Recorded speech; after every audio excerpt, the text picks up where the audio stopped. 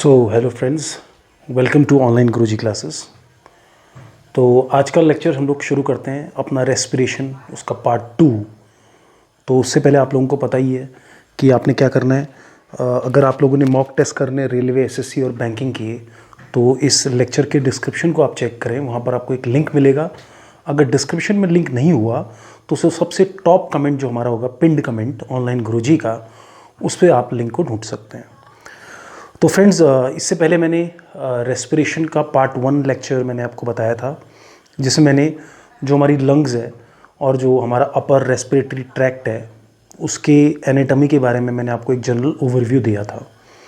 तो आज हम उसी का पार्ट 2 लेक्चर करेंगे, जिसमें हम कुछ इंपॉर्टेंट फैक्ट्स को समझेंगे और उसको थोड़ा और डीप में हम लोग पढ़ने की कोशिश करेंगे। तो थोड़ा सा मैं माफ़ी चाहूँगा कि लेक्चर्स में थोड़ा लेट हो रहा है, क्योंकि आजकल थोड़ी तबीयत सही नहीं है, तो इस वजह से लेक्चर्स थोड़े से अपलोड देरी में हो रहे हैं। पर कोशिश ये करेंगे कि अब थोड़े से रेगुलर हों। तो चलिए हम लोग फटाफट शुरू करते हैं। तो फ्रेंड्स, उस दिन हमने लंग्स के बारे में पढ़ा था, और मैं फिर से थोड़ा सा एक डायग्राम को रिव्यू कर देता हूँ। ये आपका लेफ़्ट लंग है, ये राइट लंग है, ठीक है। तो ये आपका ट्रेकिया है और ये डिवाइड हो रहा है ब्रोंकस में, लेफ्ट ब्रोंकस और राइट ब्रोंकस में। मैंने आपको बताया था कि जो राइट लंग होता है, राइट लंग के 3 लोब्स होते हैं और लेफ्ट लंग में 2 लोब्स होते हैं। लेफ्ट लंग में एक स्पेस यहाँ पर हल्की सी होती है, इस तरह का इसका शेप होता है, जिसको हम लोग कार्डिक नॉच बोलते हैं, क्योंकि इसके अंदर हार्ट होता है।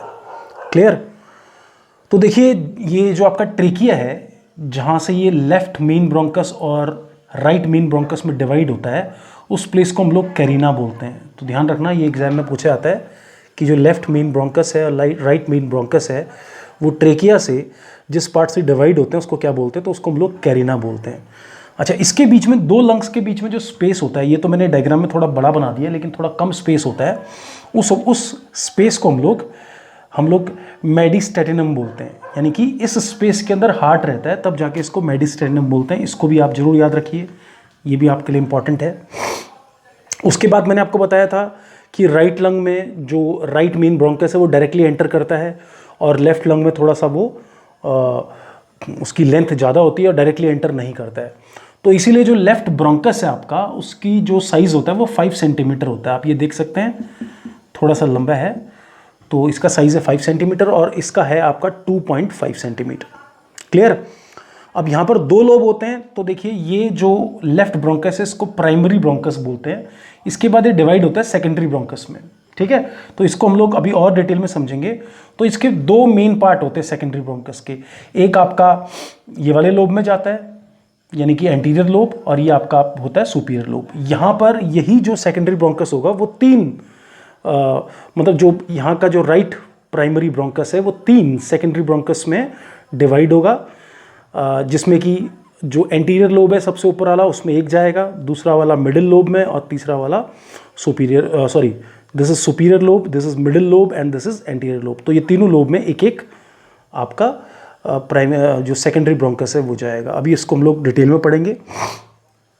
उसके बाद आप ये देखिए, मैंने आपको बताया था लंग्स के बारे, उस दिन मैंने आपको एक मेम्ब्रेन बताई थी, जिसको हम लोग प्लूरा मेम्ब्रेन बोलते हैं। क्लियर है कि नहीं? तो ये मेम्ब्रेन डबल लेयर मेम्ब्रेन होती है। एक मेम्ब्रेन अंदर की तरफ होती है और दूसरी मेम्ब्रेन बाहर की तरफ होती है। तो जो आउटर मेम्ब्रेन होती है उसको हम लोग पेरिटल प्लूरा बोलते हैं। याद रखना, मैं इसको डीप में इसलिए पढ़ा रहा हूँ ताकि सारे एग्जाम्स आपके कवर अप हो जाए। हमें सिर्फ एक ही एग्जाम कवर अप नहीं करना है, इससे आप यूपीएससी, सीडीएस, इवन जो 11th-12th के बच्चे बायोलॉजी पढ़ रहे हैं वो भी कवर इससे हो जाएगा, ठीक है ना।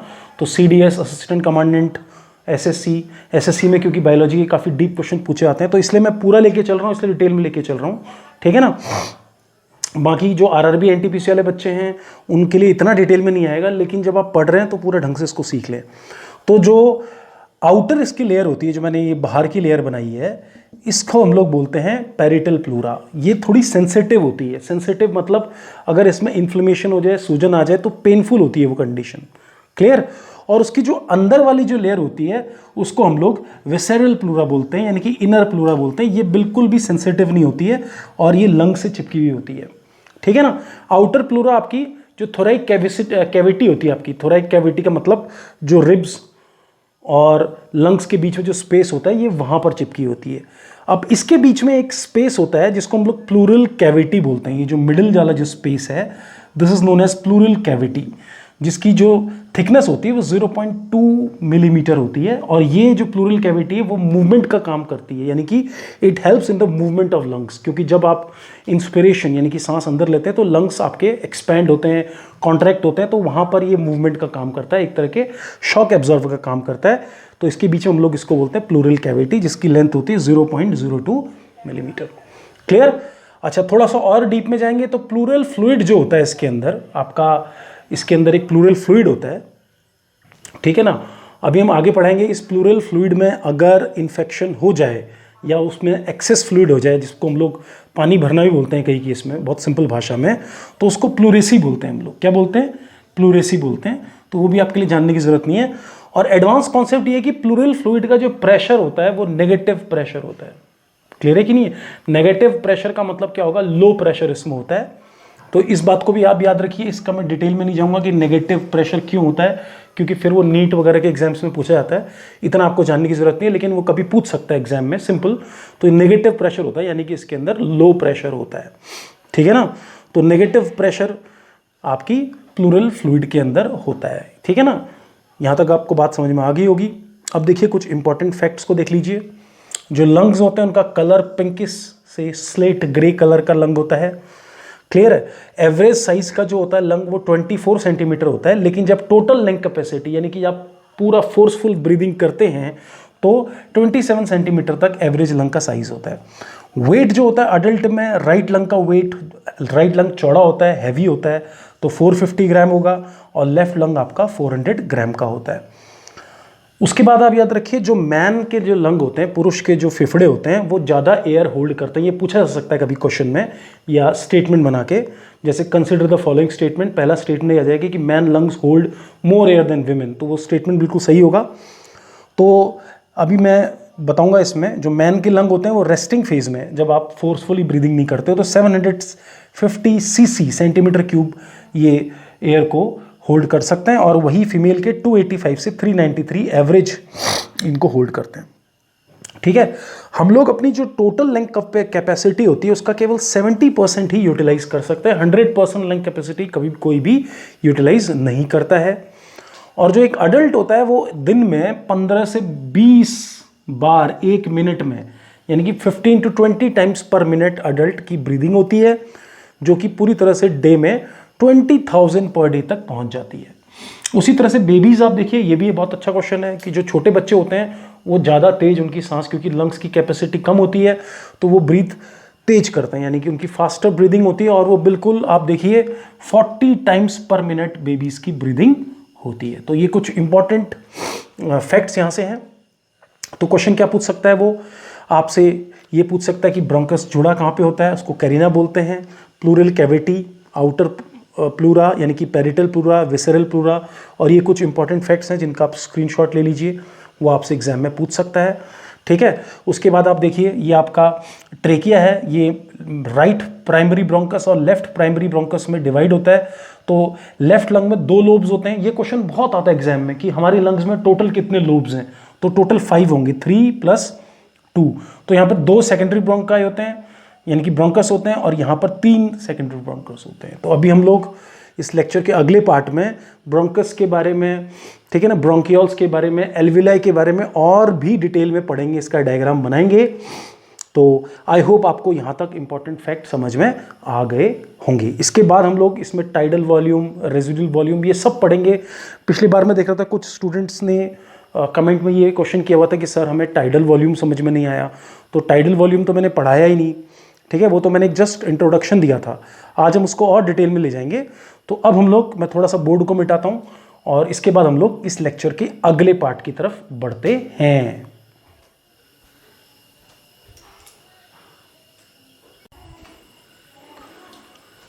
तो चलिए, तो फ्रेंड्स अब हम इसके सेकंड पार्ट में जाते हैं, जहाँ पे हम लंग के इंटरनल स्ट्रक्चर के बारे में पढ़ेंगे। हमने ज़्यादा डिटेल में नहीं ले जाना है, लेकिन जितना जनरल स्टडीज़ के पॉइंट ऑफ व्यू से सफिशिएंट है। अब देखिए, आपने जब लंग पढ़ा था तो ये था आपका ट्रेकिया, जो कि डिवाइड हो रहा था राइट मेन ब्रोंकस और लेफ्ट मेन ब्रोंकस में।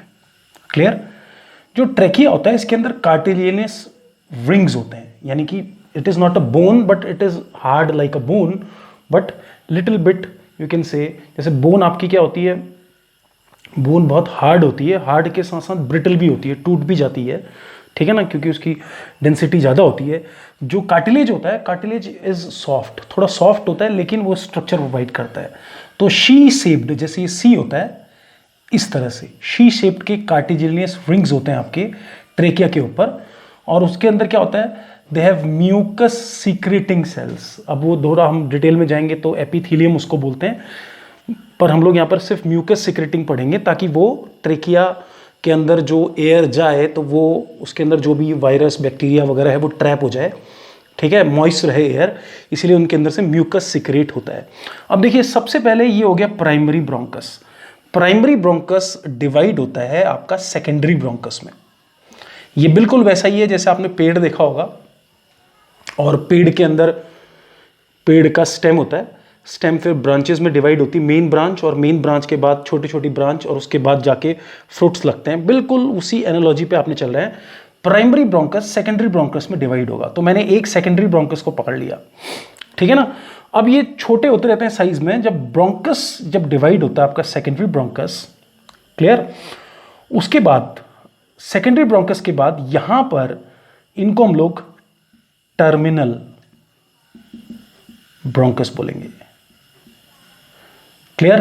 तो आप सबसे पहले आप रखना ब्रोंकस जो डिवाइड होगा प्राइमरी ब्रोंकस, सेकेंडरी ब्रोंकस और टर्मिनल ब्रोंकस में, क्लियर। अब टर्मिनल ब्रोंकस के बाद अगला जो आपका, जब ये और पतले हो जाते हैं साइज में, तो इसको हम लोग लोब्यूलर ब्रोंकियोल बोलते हैं, यानी कि ये लोब्स में डिवाइड होते हैं इस तरह से, क्लियर है कि नहीं है। लोब्यूलर ब्रोंकस जो डिवाइड होगा, उसके बाद लोब्यूलर ब्रोंकस भी दो पार्ट्स में डिवाइड होगा। एक होगा आपका टर्मिनल ब्रोंकियोल। टर्मिनल ब्रोंकियोल मतलब ये भी आपके ब्रोंकियोल्स ही हैं, लेकिन इनके ऊपर ये रेस्पिरेटरी ब्रोंकियोल्स नहीं है, क्योंकि लास्ट में जो सबसे इंपॉर्टेंट यूनिट हमने पहुंचनी है वो एल्विलियर डक्ट, यानी कि एल्विलाई जो वहां पे बना हुआ है उसके बारे में हमने पढ़ना है, ठीक है ना। तो याद रखना, जब टर्मिनल ब्रोंकस के बाद लोब्यूलर ब्रोंकियोल, उसके बाद टर्मिनल ब्रोंकियोल। टर्मिनल ब्रोंकियोल अगर मैं हटा दूं तो उतना इंपॉर्टेंट नहीं है, आप इतना याद रखिए, lobular bronchiole is divided into respiratory bronchiole. जो सबसे मेन रेस्पिरेटरी ब्रोंकियोल होते हैं वहां पर इस तरह के एल्वियोलर डक्ट होते हैं, यानी कि जो फंडामेंटल यूनिट है लंग्स की उसको एल्विलाई बोलते हैं, जो कि इस तरह से शेप में होते हैं, क्लियर। और ये जो जुड़े होते हैं ये होते हैं आपके, इसको हम लोग बोलते हैं रेस्पिरेटरी ब्रोंकियोल, क्लियर। तो दोबारा देखिए, सबसे पहले primary bronchus, primary bronchus divide होगा आपका सेकेंडरी ब्रोंकस, सेकेंडरी ब्रोंकस के बाद आप उसको टर्चरी ब्रोंकस भी बोल सकते हैं या फिर टर्मिनल ब्रोंकस बोल सकते हैं। उसके बाद जो मेन आएगा उसको लोब्यूलर ब्रोंकियोल। ये पहले ब्रोंकस याद रखना, सबसे पहले ब्रोंकस, ब्रोंकस के बाद ब्रोंकियोल, क्लियर। और फिर उसके बाद हम लोग इनको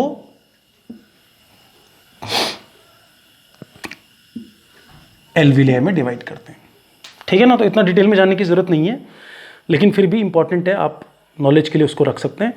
तो यहां पर जो ये पूरा का पूरा जिसमें एल्विलाई लगा होगा इसको हम लोग बोलेंगे एल्विलाई डक्ट, क्लियर है कि नहीं।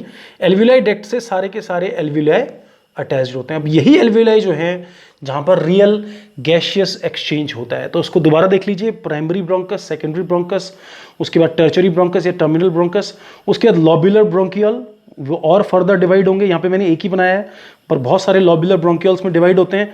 तो लोब्यूलर ब्रोंकियल के भी दो पार्ट होते हैं, एक होता है टर्मिनल ब्रोंकियल जिसके अंदर कोई भी एल्विलाई नहीं होता है, जैसे पेड़ की हर शाखा में फल नहीं लगता है, वैसे यहाँ पर ये टर्मिनल ब्रोंकियल हो गया, ठीक है। उसके बाद जो रेस्पिरेटरी ब्रोंकियल्स होते हैं उनमें आपका एल्विलाई डक्ट अटैच्ड होती है, क्लियर है कि जो इस तरह से क्लस्टर्स में होता है, ठीक है। तो आप देखना हमारे लंग्स में एक लंग के अंदर 300 to 400 मिलियन एल्विलाई होते हैं इस तरह से, क्लियर, जो कि लंग्स के सरफेस एरिया को बढ़ाते हैं। जितने ज़्यादा एल्विलाई होंगे लंग्स की जो ऑक्सीजन होल्डिंग कैपेसिटी है वो उतनी ही ज़्यादा होगी। तो यहाँ पर एक एल्विलाई का मैंने स्ट्रक्चर बनाया है। तो एल्विलाई के अंदर क्या होता है, इसके सरफेस पे होती हैं ब्लड कैपिलरीज, ठीक है ना। तो ये ब्लड कैपिलरीज से रियल गैसियस एक्सचेंज होता है, यानी कि ऑक्सीजन आपकी ब्लड में डिसॉल्व होती है और कार्बन डाइऑक्साइड रिलीज होती है। तो ये जो आपका ब्लड कैपिलरीज होती हैं ये आपस में मिलती हैं, आर्टरीज और वेन्स, ठीक है ना। तो यहाँ से आप देखिए जो लंग से निकलते हैं, मैंने आपको आगे पढ़ाऊंगा, जो पल्मोनरी आर्टरी होती है, पल्मोनरी आर्टरी जो है वो इम्प्योर, यहाँ पर उल्टा है, पल्मोनरी आर्टरी इम्प्योर ब्लड ले जाती है और पल्मोनरी वेन जो है वो प्योर ब्लड हार्ट तक लेके आती है, जो कि पंप होता है। तो ये एक एल्विलाई का स्ट्रक्चर है, छोटे छोटे बैलून लाइक स्ट्रक्चर्स आप इनको बोल सकते हैं। क्लियर है कि नहीं है? इनके अंदर क्या होता है, जब ये ऑक्सीजन को एब्जॉर्ब करते हैं, एक्चुअली एब्जॉर्ब नहीं होता है, उसको आगे हम पढ़ेंगे, उसको डिफ्यूजन बोलते हैं, उस प्रोसेस को हम लोग बोलते हैं डिफ्यूजन। तो दो मेन गैसेस का डिफ्यूजन होता है, एक होती है कार्बन डाइऑक्साइड और दूसरी होती है ऑक्सीजन। दोनों के पार्शियल प्रेशर बिल्कुल अलग हैं, तो ये भी हम लोग आगे पढ़ेंगे इसके नेक्स्ट पार्ट में। तो आई होप आपको यहां तक समझ में आ गया होगा, ठीक है ना। तो यहां पर क्वेश्चन क्या बनता है, क्वेश्चन ये बोलता है कि लंग्स की फंडामेंटल यूनिट क्या है, तो वो है एल्विलाई। क्लियर है कि नहीं है? एल्विलाई किस में प्रेजेंट होती है, क्लस्टर्स में प्रेजेंट होती है, जिसको हम लोग बोलते हैं एल्विलाई डक्ट। एल्विलाई डक्ट किससे अटैच्ड होती है, वो अटैच्ड होती है रेस्पिरेटरी ब्रोंकियोल से। यानी कि मैं इसको थोड़ा सा और अगर डिटेल में यहां पर बनाऊं तो इस तरह का स्ट्रक्चर है आपका, जैसे ये हो गया आपका, कि देखिए और ये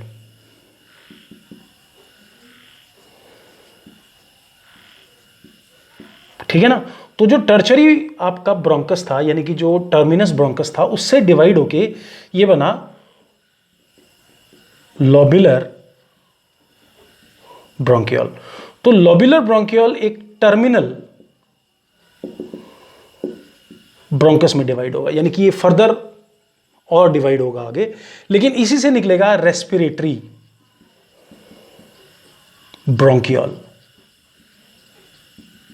ठीक है, जहां पर होगी एल्वियोलर डक्ट। तो इंपॉर्टेंट जो है, इतना पढ़ने के बाद फंडामेंटल क्वेश्चन यही बनता है कि जो रेस्पिरेशन उसकी फंडामेंटल यूनिट क्या है, तो उसको हम लोग ब्रोंकियोल बोलते हैं, सॉरी उसको हम लोग बोलते हैं एल्वियोलर डक्ट, और जो फंडामेंटल यूनिट है, सबसे छोटी यूनिट है, उसको बोलते हैं एल्वियोलाई, ठीक है ना। तो रियल जो गैसियस एक्सचेंज होता है वो एल्वियोलाई में होता है, जिसकी सरफेस पे क्या होती हैं, ब्लड कैपिलरीज होती हैं, यहां पर गैसेस डिफ्यूज होती हैं। तो लेक्चर के अगले पार्ट में हम लोग डिफ्यूजन के बारे में पढ़ेंगे।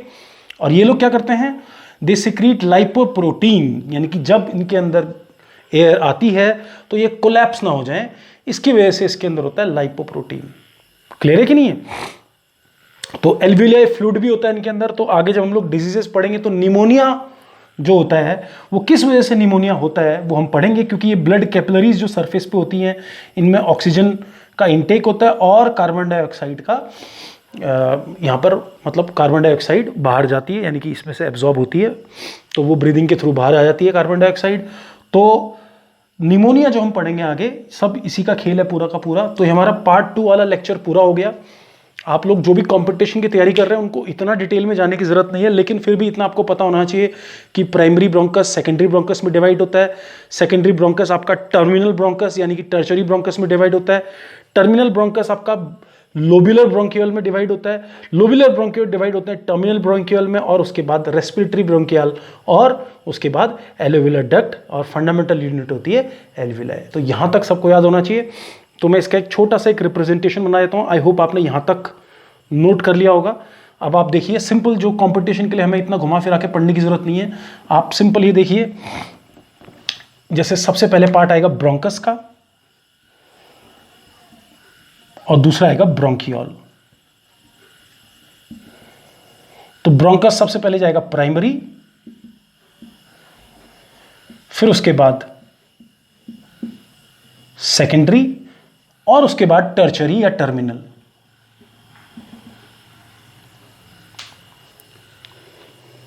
यहां तक बात समझ में आ गई आपको? फिर जब ब्रोंकियल जाएंगे तो वो जाएंगे लोब्यूलर,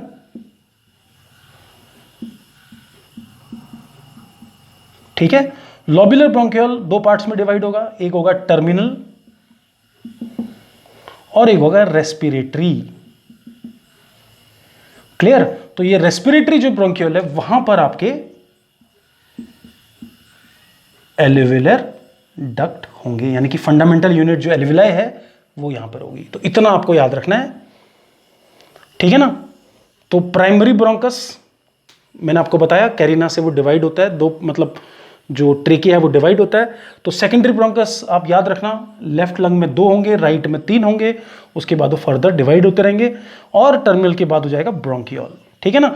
तो ब्रोंकस और ब्रोंकियोल में डिफरेंस क्या है, इसके साइज में, यानी कि साइज उसका छोटा होता रहता है। तो पहले तो जो मोटा होता है उसको हम लोग ब्रोंकस बोलते हैं, और जब वो फर्दर डिवाइड होगा तो उनको हम लोग क्या बोलेंगे, ब्रोंकियोल बोलेंगे। तो आई होप यहां तक आपको समझ में आ गया होगा।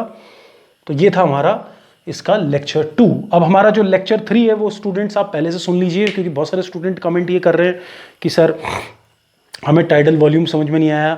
अब इसका पार्ट 3 है जहां पर मैं आपको डायफ्राम के बारे में बताऊंगा, इंस्पिरेशन और एक्सपिरेशन के बारे में बताऊंगा पूरा का पूरा, जो ब्रीदिंग का जो प्रोसेस है, और जो टाइडल वॉल्यूम, रेजिडल वॉल्यूम, ये सब समझाऊंगा। और लास्ट में समझाऊंगा डिफ्यूजन कैसे होता है गैसेस का, यानी कि कार्बन डाइऑक्साइड और ऑक्सीजन। ऑक्सीजन ब्लड में कैसे जाती है, हीमोग्लोबिन का क्या रोल होता है, और कार्बन डाइऑक्साइड किस तरह से डिसॉल्व होती है, तब जाके ये लेक्चर कंप्लीट होगा। क्लियर है कि नहीं? थोड़ा इसको लोग डिटेल में पढ़ेंगे। तो आई होप आपको यहाँ तक समझ में आ गया होगा। अब अगला लेक्चर मैं कल इसका अपलोड करूँगा, जो कि पार्ट 3 होगा। तो ये थोड़ा सा टेक्निकल है, इंपॉर्टेंट है। इसके बाद फिर हम लोग आगे जाके किडनी, यानी कि osmo regulation, digestion, bones, heart, brain, ठीक है, रिप्रोडक्टिव सिस्टम, इन सब के बारे में धीरे धीरे पढ़ते रहेंगे। तो आई होप आपको ये लेक्चर समझ में आया होगा। तो जो भी आपके सजेशंस हैं वो आप कमेंट में मुझे लिख सकते हैं। Thank you, thanks a lot.